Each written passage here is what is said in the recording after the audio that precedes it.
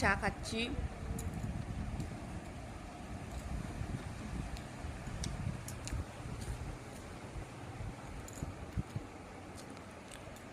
চাটা ঠান্ডা হয়ে গেল মনে হয়।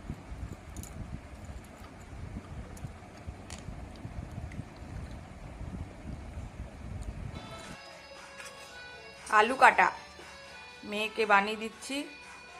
আলু কাটা, ও আজকে নিরামিষ খায়, পেঁয়াজ টিয়াজ দেওয়া যাবে না। ওটা খেয়ে বলবে যদি কিছু লাগে তো দেবো। তো ওখানে ভাজা গুঁড়ি দিয়েছি, লঙ্কা গুঁড়ো, বিট নুন, তেঁতুল জল এসব দিয়েছি।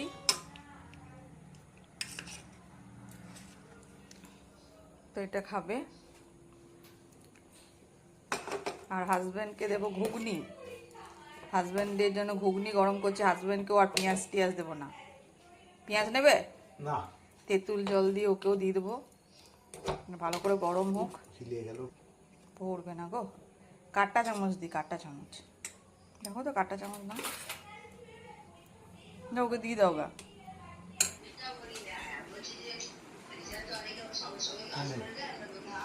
আলু কাটাটা নিয়ে বিস্কুটটা খেতে পারে। বিস্কুট আমি একাই খাই, আর কেউ খায় না। দেখ তো কিছু লাগবে কিনা, এমনি নুন, এমনি নুন লাগবে কিনা। লাগবে? আলু কাটা এতটা খাবি? অতটা আলু খাস না, বাবাকে সন্ধ্যাবেলায় নুন খাই। হাজব্যান্ডের ঘুগনি সাজানো হচ্ছে, ঘুগনি সাজানো হচ্ছে। সব দিয়েছি, তাও লঙ্কা খাবে। গুঁড়ো লঙ্কাগুলো পেটে ঢুকাবে।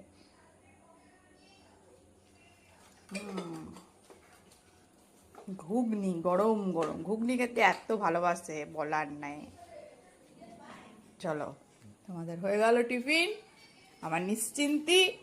এরপর রাতের রান্না, তাই তো?